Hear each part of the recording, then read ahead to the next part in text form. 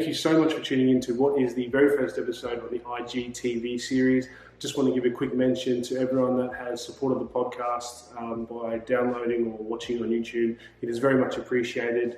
Really enjoying it, and I hope you are too. Getting some really positive messages come through, which is awesome. And also a few people have started their own projects, which they've let me know about, which has been absolutely fantastic to see, especially in times like this where morale can get quite low. So thank you very much. I hope you continue to watch on. Just wanted to get straight into it with a bit of sport for the weekend, looking at NRL Round 8. The Super Rugby Australian Conference starts back up this weekend, and also just a little bit of news with the NFL. I love the NFL, so I want to just cover off on something around that. Round 8 we see Storm take on the Roosters, so 4th place, 3rd. That'll be a good matchup. A few injuries there with Riley Jacks coming in for Cameron Munster. Obviously Victor Radley, who usually locks the scrum at the Roosters, is out with injury, so Nat Butcher slides into that position. Number 1 plays number 10, so Parramatta are leading the NRL ladder, and Cowboys are currently 10th, so that'll be a good game. Interesting for Mitchell Moses, he's out with a calf tear.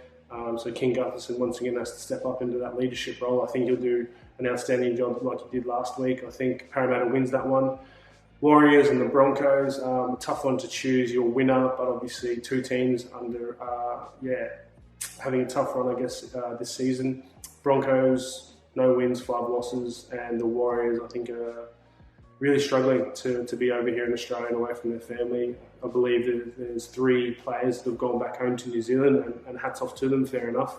Struggling a little bit there, both teams, so don't have high expectations of that game, so we'll see what unfolds. I think for me, as a fan looking in, I think Milford has to be given more opportunities to run the football. Everyone's saying he needs to run the footy, but I think if you're playing in that number 7 jersey, you need to really step up and be a leader in that team, direct traffic, and give Milford the opportunity to play off his instinct.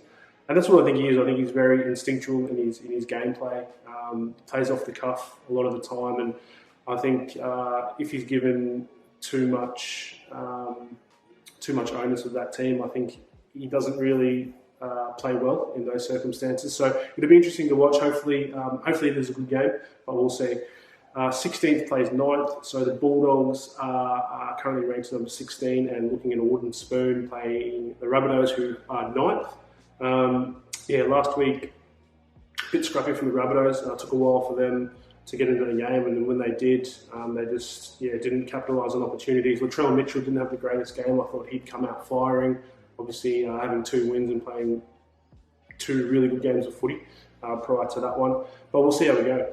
Raiders currently number 7th, playing the Dragons, who are number 12th. So Raiders lost out last week in a close Golden Point match with Parramatta Eels, pushing them right into Golden Point, which was really good to see. I think they're a really good, solid team there, always making finals, I believe, in the last 2-3 years. So, looking forward to watching them play. Rapana is out with an injury.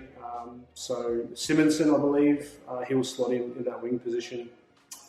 Titans and Sharks, 11th are the Sharks, 13th are the Titans. Interesting game. We'll see what happens. Obviously, Titans will be full of confidence going off that win against the Broncos, so see what happens there. The West Tigers take on the Panthers. West Tigers currently ranked number 6, Panthers number 2. So for me, Panthers win that game. I think there's 3 key players that you look out for: Viliami Kikau, Jerome Luai, and Nathan Cleary, of course. Viliami Kikau, he's interesting. You watch him analyse his game. He really likes to play on the fringe on the left-hand side. He likes to chime in the back line there on probably the 3rd or 4th tackle to give them a bit of an option. He's really good under the high ball as well, so he causes a lot of damage to the opponent's outside back. So watch that one. Nathan Cleary is playing outstanding footy. Vision's great. Kicking game's great. His leadership's great amongst that team. I think, for me, he plays himself into a State of Origin jersey. I know it's only early days, but if he remains consistent and injury-free, for sure he's in the halves for my Origin selections. But what do I know? I'm just a fan. Also, Jerome Luai, once again, his short kicking game is excellent. His ability to take the pressure off Nathan Cleary when he needs to is outstanding. His vision in attack is also good, and his defensive reads are really solid. So, not a bad lineup for the Panthers. yeah, as I said, for me, it'll be the Panthers win.